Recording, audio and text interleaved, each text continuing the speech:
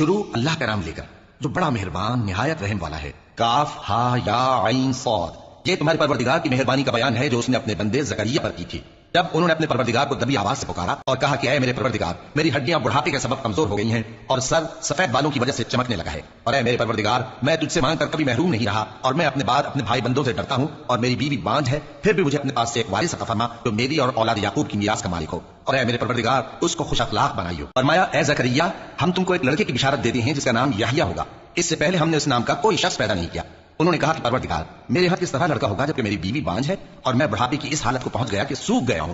حکم ہوا کہ اسی طرح ہوگا۔ تمہارے پروردگار نے فرمایا ہے کہ مجھے یہ آسان ہے اور میں پہلے تم کو بھی تو پیدا کر چکا ہوں اور تم کچھ چیز نہ تھے۔ کہا کہ پروردگار، میرے لیے کوئی نشانی مقرر فرما۔ فرمایا نشانی یہ ہے کہ تم صحیح و سالم ہوتے ہوئے 3 رات دن لوگوں سے بات نہ کر سکو گے۔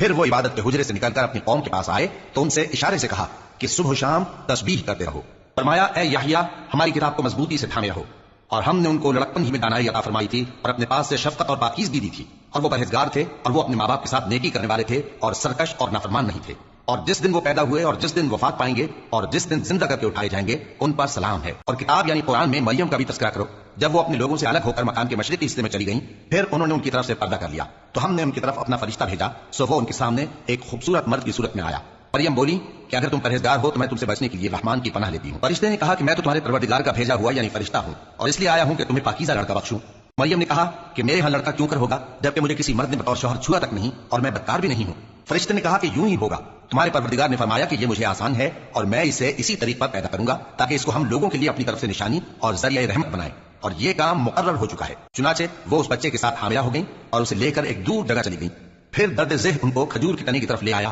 کہنے لگی کہ کاش میں اس سے پہلے مر چکتی اور بھولی بسری ہو گئی ہوتی۔ تب ان کے ٹیلے کے نیچے کی جانب سے فرشتے نے ان کو آواز دی کہ غمناک نہ ہو، تمہارے پروردگار نے تمہارے نیچے ایک چشمہ پیدا کر دیا ہے، اور کھجور کے تنے کو پکڑ کر اپنی طرف ہلاؤ، وہ تم پر تازہ عمدہ کھجوریں گرائے گا، تو کھاؤ اور پیو اور آنکھیں ٹھنڈی کرو۔ اگر تم کسی آدمی کو دیکھو تو کہنا کہ میں نے اللہ کے لیے روزے کی منت مانی، تو آج میں کسی آدمی سے ہرگز کلام نہیں کروں گی۔ پھر وہ اس بچے کو اٹھا کر اپنی برادری والوں کے پاس لے آئیں۔ وہ کہنے لگے کہ مریم یہ تو نے برا کام کیا، اے ہارون کی بہن، نہ تو تیرا باپ ہی برا آدمی تھا اور نہ تیری ماں ہی بدکار تھی۔ تو مریم نے اس بچے کی طرف اشارہ کیا۔ وہ بولے کہ ہم اس سے ایک گود کا بچہ ہے کیسے بات کریں؟ بچے نے کہا کہ میں اللہ کا بندہ ہوں، اس نے مجھے کتاب دی ہے اور نبی بنایا ہے، اور میں جہاں ہوں اور جس حال میں ہوں اس نے مجھے صاحب برکت بنایا ہے، اور جب تک زندہ ہوں مجھ کو نماز اور زکات کا ارشاد فرمایا ہے، اور مجھے اپنی ماں کے ساتھ نیک سلوک کرنے والا بنایا ہے اور سرکش و بدبخت نہیں بنایا، اور جس دن میں پیدا ہوا اور جس دن مروں گا اور جس دن زندہ کر کے اٹھایا جاؤں گا مجھ پر سلام ہے۔ یہ مریم کے بیٹے عیسیٰ ہیں، اور یہ سچی بات ہے جس میں لوگ شک کرتے ہیں۔ اللہ کو شایع نہیں کہ کسی کو بیٹا بنائے، وہ پاک ہے، جب کسی چیز کا ارادہ کرتا ہے تو اس کو یہی کہتا ہے کہ ہودا تو وہ ہو جاتی ہے، اور بے شک اللہ ہی میرا اور تمہارا پروردگار ہے،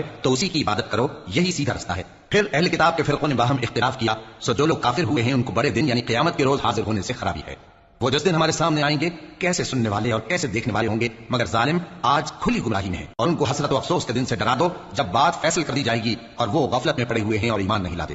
ہم ہی زمین کے اور جو لوگ اس پر بستے ہیں ان کے وارث ہوں گے اور ہماری ہی طرف ان کو لوٹنا ہوگا۔ اور کتاب میں ابراہیم کا ذکر کرو، بے شک وہ نہایت سچے تھے، پیغمبر تھے۔ جب انہوں نے اپنے باپ سے کہا کہ ابا آپ ایسی چیزوں کو کیوں پوچھتے ہیں جو نہ سنیں اور نہ دیکھیں اور نہ آپ کے کچھ کام آ سکیں؟ ابا مجھے ایسا علم ملا ہے جو آپ کو نہیں ملا، تو میرے ساتھ ہو جائیے، میں آپ کو سیدھی راہ پر لے چلوں گا۔ ابا شیطان کی پوجا نہ کیجیے، بے شک شیطان اللہ کا نافرمان ہے۔ ابا مجھے ڈر لگتا ہے کہ آپ کو اللہ کا عذاب آ پکڑے تو آپ شیطان کے ساتھی ہو جائیں۔ اس نے کہا کہ ابراہیم کیا تو میرے معبودوں کے خلاف ہے؟ اگر تو باز نہ آئے گا تو میں تجھے سنسار کر دوں گا اور تو ہمیشہ کے لیے مجھ سے دور ہو جا۔ ابراہیم نے سلام علیکم کہا اور کہا کہ میں آپ کے لیے اپنے پروردگار سے بخشش مانگوں گا، بے شک وہ مجھ پر نہایت مہربان ہے، اور میں آپ لوگوں سے اور جن کو آپ اللہ کے سوا پکارا کرتے ہیں ان سے کنارہ کرتا ہوں اور اپنے پروردگار ہی کو پکاروں گا۔ امید ہے کہ میں اپنے پروردگار کو پکار کر محروم نہیں رہوں گا۔ اور جب ابراہیم ان لوگوں سے اور جن کی وہ اللہ کے سوا پرستش کرتے تھے الگ ہو گئے تو ہم نے ان کو اسحاق اور اسحاق کو یعقوب بخشے اور ہر ایک کو پیغمبر بنایا، اور ہم نے ان کو اپنی رحمت سے بہت سی چیزیں عنایت کی اور ان کا ذکر جمیل بلند کیا۔ اور کتاب میں موسیٰ کا بھی ذکر کرو، بے شک وہ ہمارے برگزیدہ تھے اور رسول تھے، نبی تھے، اور ہم نے ان کو طور کی داہنی طرف سے پکارا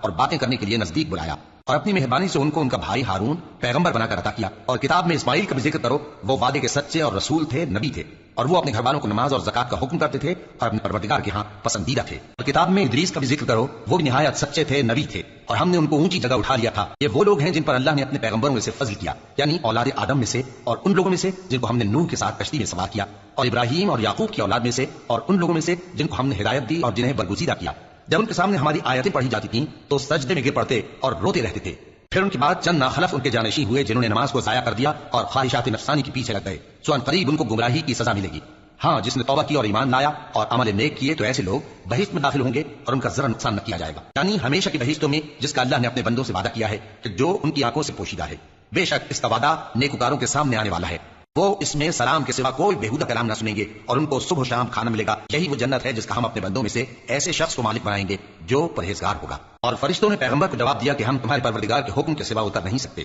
جو کچھ ہمارے آگے ہے اور جو پیچھے ہے اور جو اس کے درمیان ہے سب اسی کا ہے، اور تمہارا پروردگار بھولنے والا نہیں، یعنی آسمان اور زمین کا اور جو ان دونوں کے درمیان ہے سب کا پروردگار، تو اسی کی عبادت کرو اور اس کی عبادت پر ثابت قدم رہو۔ بھلا تم کوئی اس کا ہم نام جانتے ہو؟ اور کافر انسان کہتا ہے کہ جب میں مر جاؤں گا تو کیا زندہ کر کے نکالا جاؤں گا؟ کیا ایسا انسان یاد نہیں کرتا کہ ہم نے اس کو پہلے بھی تو پیدا کیا تھا جبکہ وہ کچھ بھی چیز نہ تھا؟ سو تمہارے پروردگار کی قسم ہم ان کو جمع کریں گے اور شیطانوں کو بھی، پھر ان سب کو جہنم کے گرد حاضر کریں گے اور وہ گھٹنوں پر گرے ہوئے ہوں گے۔ پھر ہر گروہ میں سے ہم ایسے لوگوں کو کھینچ نکالیں گے جو رحمان کے مقابلے میں سخت سرکشی کرتے تھے، پھر ہم ان لوگوں سے خوب واقف ہیں جو اس میں داخل ہونے کے زیادہ لائق ہیں، اور تم میں سے کوئی شخص نہیں مگر اسے اس پر گزرنا ہوگا، یہ تمہارے پروردگار پر لازم ہے، مقرر ہے۔ پھر ہم پرہیزگاروں کو نجات دیں گے اور ظالموں کو اس میں گھٹنوں کے بل پڑا ہوا چھوڑ دیں گے۔ اور جب ان لوگوں کے سامنے ہماری آیتیں پڑھی جاتی ہیں تو جو کافر ہیں وہ مومنوں سے کہتے ہیں کہ دونوں فریق میں سے مکان کس کے اچھے اور مجلسیں کس کی بہتر ہیں، اور ہم نے ان سے پہلے بہت سی امتیں ہلاک کر دیں، وہ لوگ ان سے ٹھاٹ باٹ اور نمود و نمائش میں کہیں اچھے تھے۔ کہہ دو کہ جو شخص گمراہی میں پڑا ہوا ہے رحمان اس کو آہستہ آہستہ مہلت دیا جاتا ہے، یہاں تک کہ جب اس چیز کو دیکھ لیں گے جس کا ان سے وعدہ کیا جاتا ہے، خواہ عذاب اور خواہ قیامت، تو اس وقت جان لیں گے کہ مکان کس کا برا ہے اور لشکر کس کا کمزور ہے۔ اور جو لوگ ہدایت یاب ہیں اللہ ان کو زیادہ ہدایت دیتا ہے، اور نیکیاں جو باقی رہنے والی ہیں وہ تمہارے پروردگار کے ہاں صلے کے لحاظ سے خوب اور انجام کے اعتبار سے بہتر ہیں۔ بھلا تم نے اس شخص کو دیکھا جس نے ہماری آیتوں سے کفر کیا اور کہنے لگا کہ اگر میں اثر نو زندہ ہوا بھی تو یہی مال اور اولاد مجھے وہاں ملے گا؟ کیا اس نے غیب کی خبر پالی ہے یا اللہ کے یہاں سے عہد لے لیا ہے؟ ہرگز نہیں، یہ جو کچھ کہتا ہے ہم اس کو دیکھتے جاتے اور اس کے لیے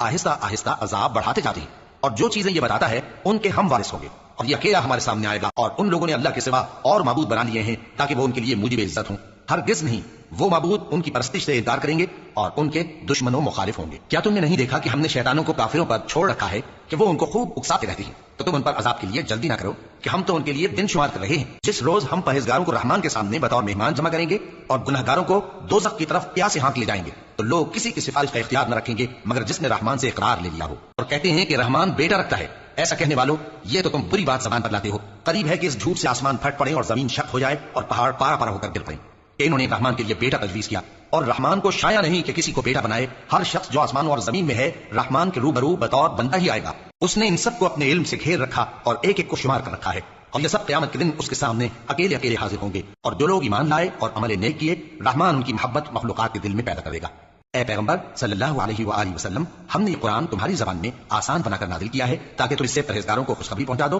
اور جھگڑالوؤں کو ڈر سنا دو، اور ہم نے ان سے پہلے بہت سے گروہوں کو ہلاک کر دیا ہے۔ بھلا تم ان میں سے کسی کو دیکھتے ہو یا کہیں ان کی بھنک سنتے ہو؟